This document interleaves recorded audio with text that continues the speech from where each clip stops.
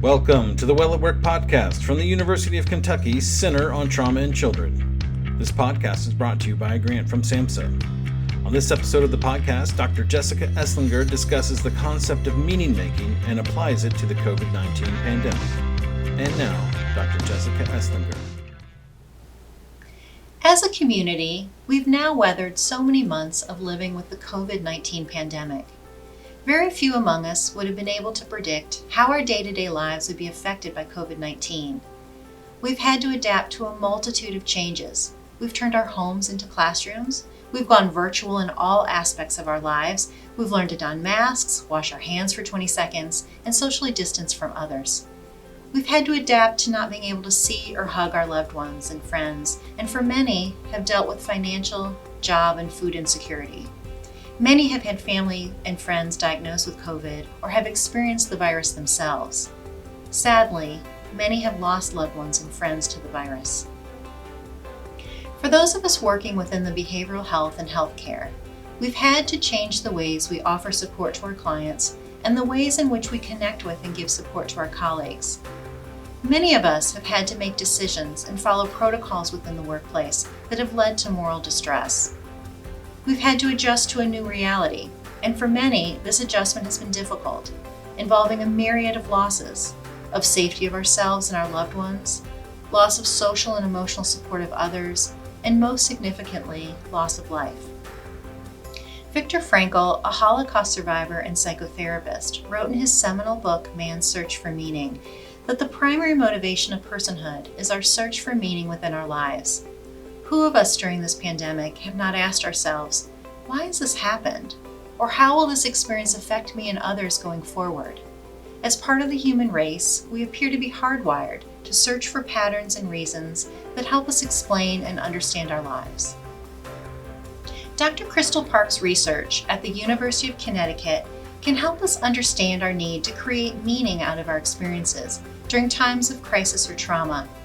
Her model of meaning making identifies two levels of meaning: global, which refers to our core beliefs, values, and desires, and situational, which involves our appraisals of a situation.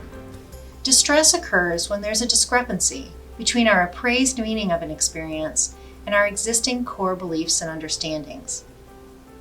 We then work to decrease this discrepancy by creating coherence by either changing our appraisals of the experience or changing or adjusting our core beliefs. Research on meaning making has found that this process can improve adjustment during times of difficulty or loss. Some of the benefits of meaning making include decreased feelings of distress and increased feelings of personal control. Making meaning out of difficult experiences can promote resiliency, which has been found to help mitigate the development of secondary traumatic stress and other types of stress. Let's consider Vivian. Vivian works as a mental health therapist. She's been working from home for the last 10 months and has been balancing her 9-year-old school needs. She's been seeing her clients via telehealth, and many of them are struggling with depressed mood and anxiety exacerbated by the COVID-19 pandemic. Her mother lives in a nursing home, and while she's been able to see her, she's not been able to hug her for months. She wears a mask outside of her home, has limited contact with friends and other family, and thinks about the risk of COVID infection daily. Lately, she's been wondering if things will ever get back to normal and whether she'll ever feel comfortable in a room full of people again. What can help Vivian adjust to her experiences during this pandemic? Here are 3 tips that can help us engage in practices that help us make meaning out of our experiences during COVID-19. Tip number 1. Make time to practice self-reflection.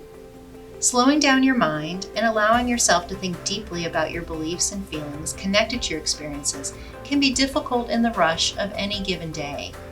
To work towards understanding how we've been affected by the pandemic and the ways in which we can and are moving forward, it is helpful to allow our brains space to slow down and focus on our thoughts, feelings, and physiological responses. Consider scheduling a time every day to engage in self-reflection and write down your observations. Reflecting on these thoughts can help us see patterns and underlying themes that can help us make meaning of our experiences. Tip number 2, examine your core beliefs about what's occurred during this pandemic. Integrating new understandings into existing beliefs can create coherence and help individuals weather change and loss. Here are a few questions that can help guide you. What beliefs about yourself or others have changed or been challenged during the pandemic? What personal or spiritual beliefs or values have helped you understand your experiences during COVID-19? What are the moments when you feel very connected to your work and those around you? Why are these connections so important to you?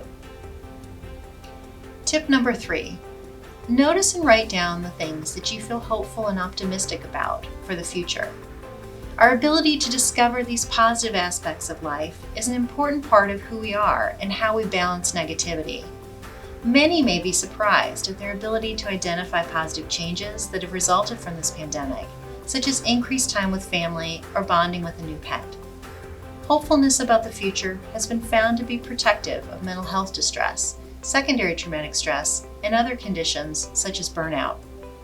And if we're going about the business of meaning making, it's important for us to add all of the elements to our story. I hope you've enjoyed this podcast. For other podcasts in this series, please visit our website and remember to stay well at work. Thank you for listening to this episode of the podcast. Follow the link in the video description for more resources on our Well at Work website. And of course, stay tuned for more episodes on topics that will keep you well at work.